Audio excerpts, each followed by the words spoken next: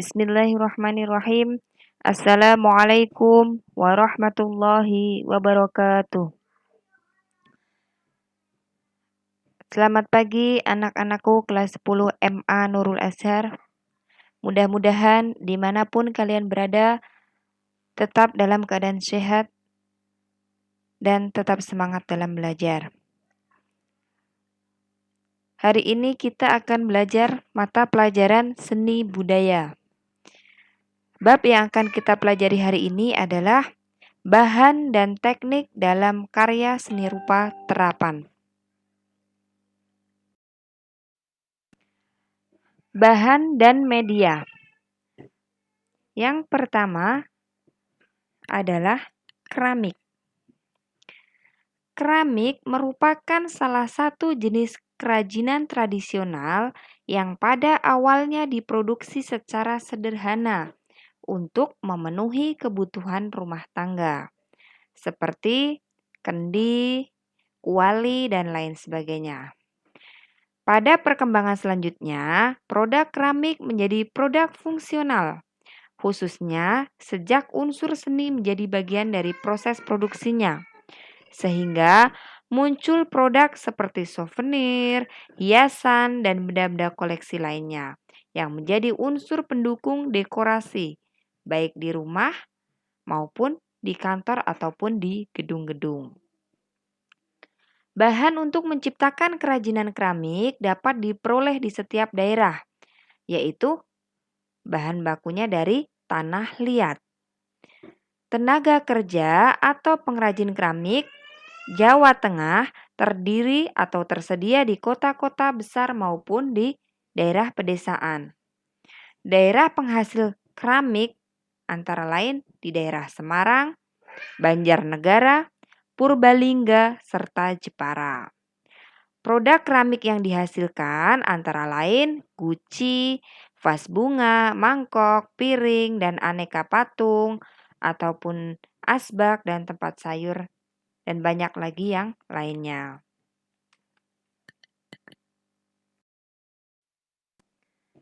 Selanjutnya, teknik pembuatan keramik. Proses pembuatan keramik dibagi menjadi dua, yaitu yang pertama teknik cetak, yaitu teknik yang digunakan untuk pembuatan dalam jumlah banyak atau massal. Sedangkan teknik yang kedua adalah secara manual atau menggunakan tangan. Teknik ini dilakukan pada keramik yang berbentuk silinder, jambangan, pot, ataupun guci. Caranya dengan menambahkan sedikit demi sedikit tanah liat di atas tempat yang bisa diputar. Salah satu tangan perajin berada di sisi dalam sementara yang lainnya berada di luar. Dengan memutar alat tersebut, otomatis tanah yang ada di atas akan membentuk silinder dengan besaran diameter dan ketebalan yang diatur melalui proses penekanan ataupun penarikan tanah yang ada pada kedua telapak tangan para pengrajin. Setelah jadi, keramik mentah kemudian dihiasi dengan aneka warna yang dikehendaki dan dilanjutkan dengan proses pengglasiran sesuai bentuk yang diinginkan. Adapun teknik dalam pembuatan keramik itu antara lain yang pertama, teknik tekan. Teknik tekan adalah cara membentuk tanah liat dengan cara ditekan-tekan sehingga membentuk bangun 3 dimensi sesuai dengan rancangan pengrajinnya. Yang kedua, teknik mematung. Teknik mematung adalah membentuk tanah liat menjadi suatu objek yang menarik secara visual. Kemudian secara bertahap ditekan-tekan dengan tangan dan dihaluskan dengan palet. Di situ sudah ada gambarnya, baik itu teknik tekan, baik itu teknik mematung. Dan yang ketiga ini ada teknik pilin. Teknik pilin adalah cara membuat bangun bentuk tertentu dengan cara menyambungkan pilihan tanah liat dan secara bertahap disatukan menjadi wujud yang lengkap sesuai dengan rancangan yang akan dibuat. Jadi contohnya pun sudah ada di sini ya. Di gambar silakan diperhatikan ada contoh tekan, ada contoh mematung, dan ada contoh teknik pilin. Lanjut ke teknik berikutnya yaitu teknik slab. Teknik slab adalah teknik membentuk tanah liat dengan cara membuat bidang dari tanah liat atau bidang datar. Jadi, teknik slab itu membuat sebuah bidang datar dari tanah liat kemudian disambungkan menjadi bentuk atau membuat kotak-kotak gitu ya. Itu disebut dengan teknik slab. Di gambar sudah ada contohnya. Selanjutnya, teknik putar lambat. Teknik putar lambat adalah teknik membuat tanah liat dengan cara membuat bidang putar atau silindris dari tanah liat menjadi bentuk 3 dimensi sesuai dengan rancangan yang kita buat. Jadi, teknik putar lambat adalah membuat bidang putar dari tanah liat dengan cara yang lebih lambat. Sedangkan teknik putar cepat adalah teknik membentuk tanah liat dengan cara membuat bidang putar dengan alat putaran yang digoyangkan oleh kaki ataupun tangan. Tanah liat dibuat menjadi bangun bentuk silindris tertentu sesuai dengan tekanan dan pembentukan oleh tangan yang terampil. Jadi, bedanya putar lambat dan putar cepat adalah di putar lambat itu membuat tanah liat dengan cara bidang putar sesuai dengan rancangan yang kita buat. Sedangkan teknik putar cepat adalah membuat tanah liat dengan cara bidang silindris menggunakan alat putar yang digunakan oleh kaki ataupun tangan. Jadi bedanya yang cepat itu menggunakan alat ya. Alat yang diputar di kaki ataupun di tangan.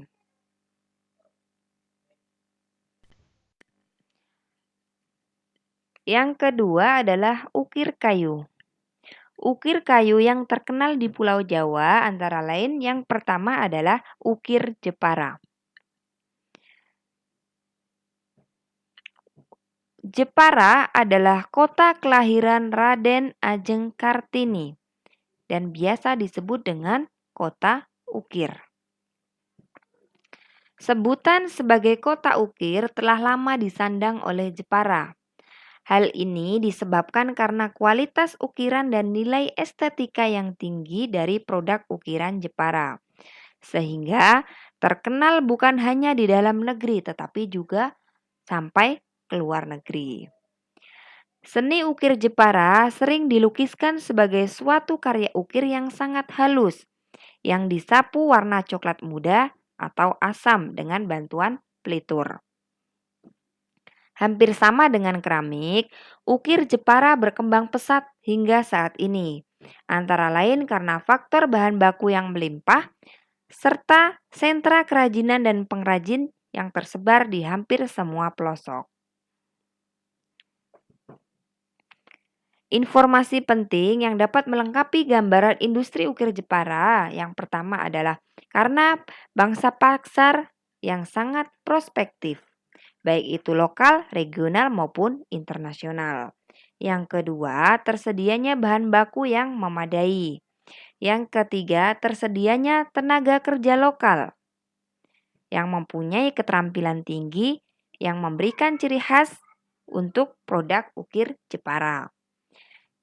Selanjutnya yang keempat karena dukungan dari sarana dan prasarana serta kemudahan pengurusan dokumen ekspor. Dan yang terakhir, lokasi produksi menyebar hampir di seluruh wilayah Kabupaten Jepara.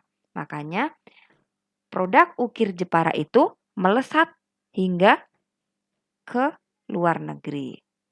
Dan ini produk ukir Jepara ini sangat terkenal sekali, baik itu di daerah kita, di Indonesia maupun di luar negeri. Contohnya bisa dilihat di gambar seperti ini, ukiran Jepara.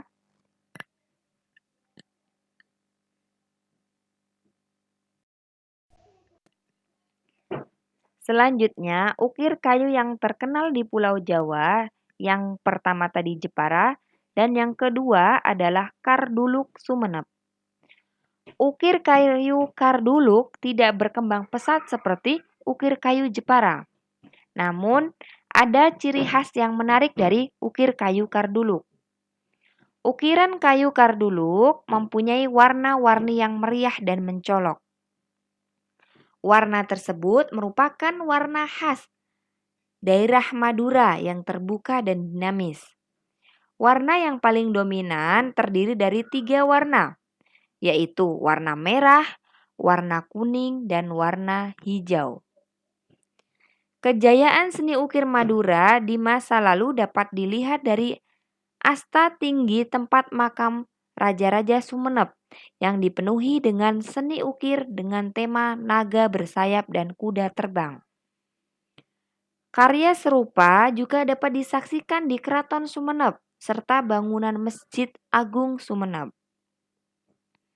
Ukiran kayu Karduluk berbentuk sebagai berbagai macam benda mulai dari sangkar ayam, bekisar, sampai ornamen tempat tidur yang pernah dipakai Raja-Raja Sumenep.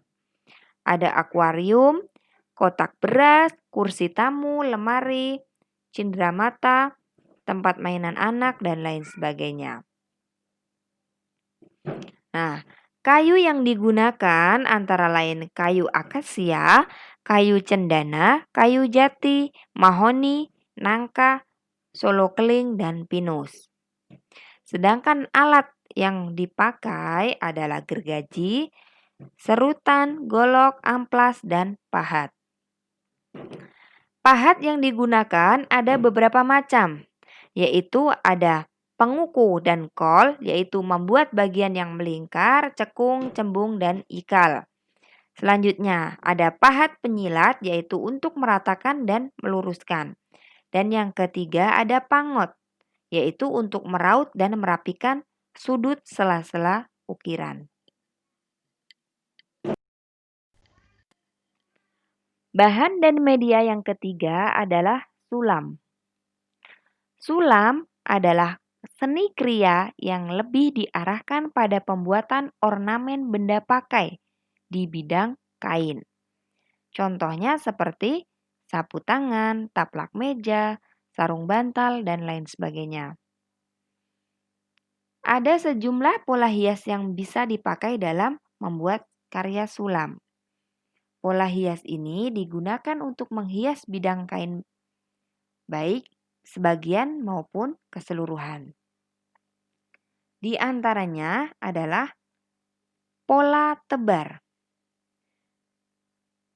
Biasanya berupa motif-motif kecil yang diletakkan teratur dengan jarak tertentu. Motif dapat diletakkan searah, dua arah, ataupun ke semua arah dengan pola tertentu. Silakan dilihat contohnya di gambar. Sudah ada itu contoh pola tebar. Berupa motif kecil yang diletakkan secara teratur. Yang kedua, pola berangkai. Pola berangkai dapat diperoleh melalui pola sebar yang dihubungkan dengan garis-garis horizontal atau garis-garis vertikal atau garis diagonal. Jadi, pola berangkai itu adalah berawal dari pola tebar yang dihubungkan dengan garis vertikal atau garis horizontal ataupun garis diagonal. Jadi, dari pola tebar tadi bisa dirangkai, artinya polanya jadi berangkai atau menyatu.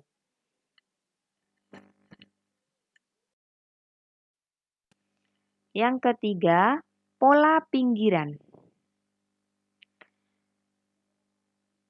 Pola pinggiran tersusun dengan cara meletakkan motif hias secara berulang-ulang dan berjajar. Macam-macam pola pinggiran. Yang pertama, pola pinggiran simetris. Yang kedua, pola pinggiran berdiri. Yang ketiga, pola pinggiran bergantung. Yang keempat, pola pinggiran memanjat.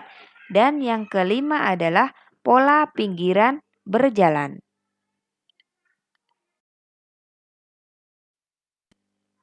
Contoh pola pinggiran. Di sini ada contoh pola pinggiran bergantung, ada contoh pola pinggiran berdiri, ada pola pinggiran simetris, ada pola pinggiran berjalan, dan pola pinggiran memanjat.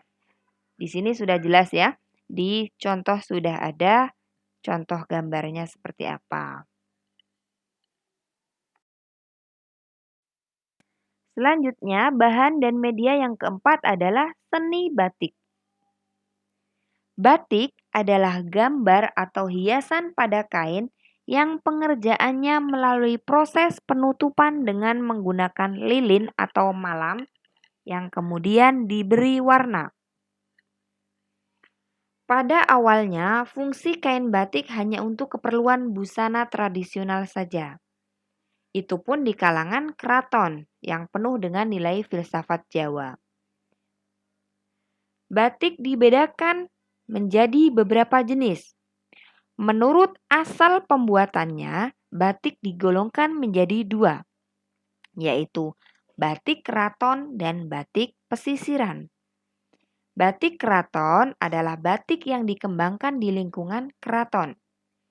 Batik jenis ini merupakan perlambangan dan nilai filsafat-filsafat yang mengacu pada budaya Jawa. Yang kedua, batik pesisiran, yaitu batik yang dibuat di luar lingkungan keraton, motif bebas dan tidak terikat. Batik pesisiran cenderung dipakai untuk komoditas perdagangan. Jadi perbedaannya, batik keraton itu batik yang melambangkan nilai filsafat pada budaya Jawa. Sedangkan batik pesisiran itu hanya motif untuk digunakan perdagangan atau dijual saja dengan motif yang bebas. Sedangkan motif keraton itu motifnya sudah ditentukan atau menurut perlambangan nilai filsafat Jawa.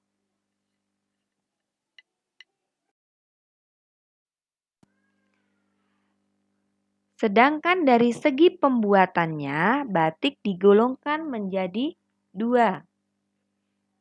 Kalau tadi menurut asal pembuatannya ada dua, yaitu batik keraton dan batik pesisiran. Sekarang dari segi pembuatannya, batik digolongkan menjadi dua juga. Yang pertama batik tulis dan yang kedua batik cap. Batik tulis yaitu batik yang dibuat dengan cara tradisional dengan menggunakan tangan.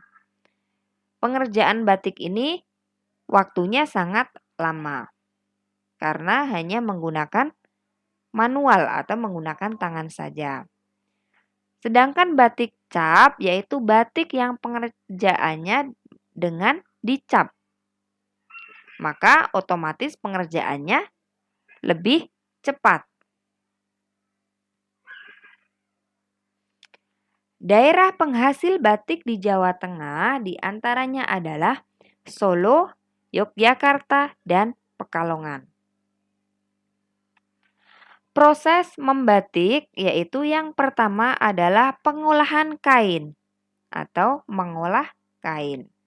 Yang kedua, setelah mengolah kain, kita membuat pola atau gambarnya yang akan kita buat batiknya.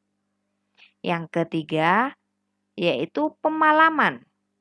Pemalaman adalah proses penempelan malam atau penempelan lilin.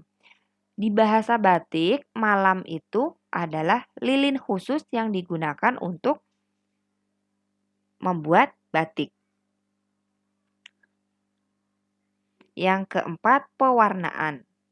Setelah melakukan pemalaman atau menempelkan lilin pada motif yang akan kita buat, selanjutnya setelah kita gambar itu kita kasih warna atau pewarnaan. Dan yang terakhir adalah pelorotan malam. Pelorotan malam adalah proses perebusan atau menghilangkan sisa-sisa malam atau sisa-sisa lilin yang telah kita gambarkan pada kain tersebut, sehingga pola-pola lilin tadi itu akan hilang, diganti dengan gambar atau motif yang kita buat. Materi hari ini cukup sekian. Jika ada pertanyaan, silahkan komen di video ini atau bisa langsung japri ke nomor ibu. Jangan lupa like, komen, dan subscribe. Terima kasih. Wassalamualaikum warahmatullahi wabarakatuh.